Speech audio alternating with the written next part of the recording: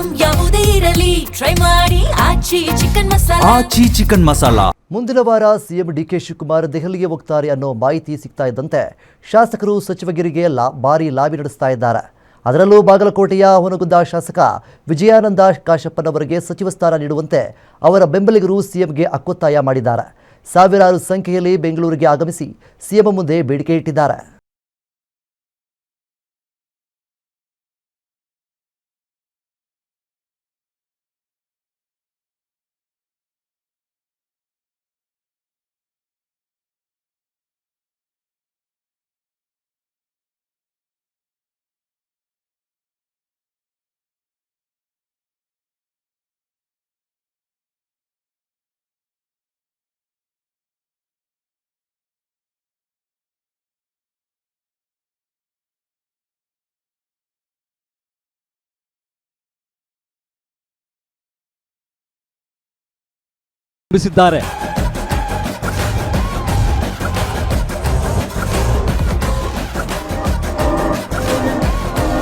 ಅದರಲ್ಲೂ ಲಿಂಗಾಯತ ಸಮುದಾಯ ಮತ್ತು ಜಿಲ್ಲಾವಾರು ಕೋಟದಡಿ ವಿಜಯಾನಂದ ಕಾಶಪ್ಪನವರಿಗೆ ಸಚಿವ ಸ್ಥಾನ ನೀಡಬೇಕು.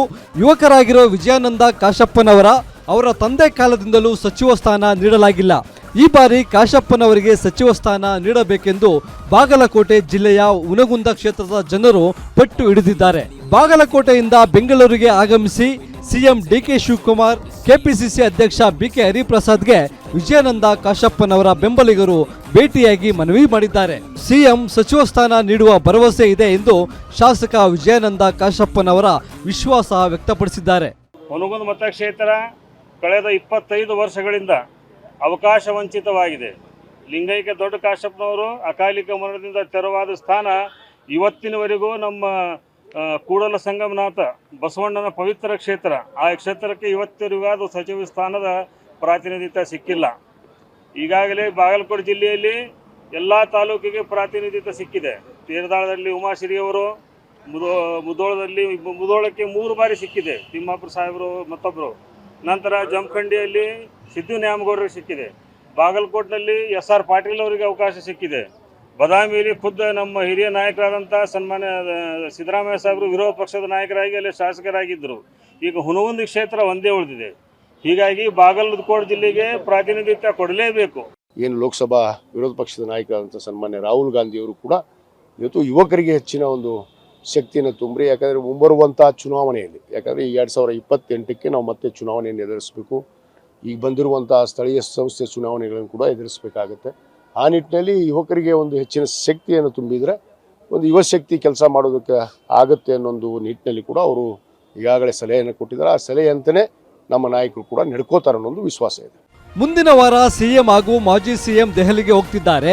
ಈ ಭೇಟಿಯಲ್ಲಿ ಕೇವಲ ಸಚಿವ ಸ್ಥಾನದ ಬಗ್ಗೆ ಚರ್ಚೆ ನಡೆಸಿ ಯಾರಿಗೆಲ್ಲ ಅವಕಾಶ ಮಾಡಿಕೊಡಬೇಕು ಅನ್ನೋದು ಫೈನಲ್ ಮಾಡಲಿದ್ದಾರೆ. ಸಿಎಂ ಗೃಹ ಕಚೇರಿ ಕೃಷ್ಣದಲ್ಲಿ ಸಿಎಂ ಭೇಟಿಯಾದ ಕಾಶಪ್ಪನವರ ಬೆಂಬಲಿಗರಿಗೆ ಸಿಎಂ ಭರವಸೆ ನೀಡಿದ್ದು ಹೈಕಮಾಂಡ್ ನಾಯಕರ ಜೊತೆಗೆ ಚರ್ಚೆ ಮಾಡ್ತಿದ್ದೇವೆ ಎಂದಿದ್ದಾರೆ.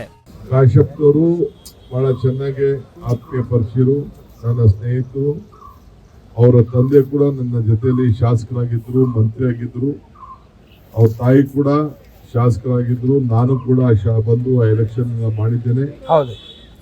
ಸೊ ಎಲ್ಲ ಕೂಡ ನನಗೆ ಅರಿವಿದೆ. ಆದರೆ ಪಕ್ಷ ಯಾವ ನಿಯಮಗಳನ್ನ ಇಟ್ಟು ತೀರ್ಮಾನ ಮಾಡ್ತಾರೆ ಅನ್ನೋದು ಇನ್ನು ನನಗೆ ಗೊತ್ತಿಲ್ಲ. ನಮ್ಮ ಕಾಂಗ್ರೆಸ್ ಪಕ್ಷ ಯಾವತ್ತೂ ಕೂಡ ನಮ್ಮ ವರಿಷ್ಠರು ಎಲ್ಲರನ್ನು ಕೂಡ ಒಟ್ಟಿಗೆ ತೆಗೆದುಕೊಂಡು ಹೋಗುವಂತ ಕೆಲಸ ಮಾಡ್ತಾರೆ. ಒಟ್ಟಾರೆ ಸಂಪುಟ ವಿಸ್ತರಣೆ ಸುಳಿವು ಸಿಕ್ತಿದ್ದಂತೆ ಲಾಬಿ ಪಾಲಿಟಿಕ್ಸ್ ಜೋರಾಗಿದೆ. ಹೈಕಮಾಂಡ್ ಯಾರ್ಯಾರಿಗೆ ಮಂತ್ರಿ ಪಟ್ಟ ನೀಡಲಿದೆ ಅನ್ನೋದನ್ನ ಕಾದು ನೋಡಬೇಕಿದೆ. Durgesh Nayak, political bureau, guarantee news, Bengaluru.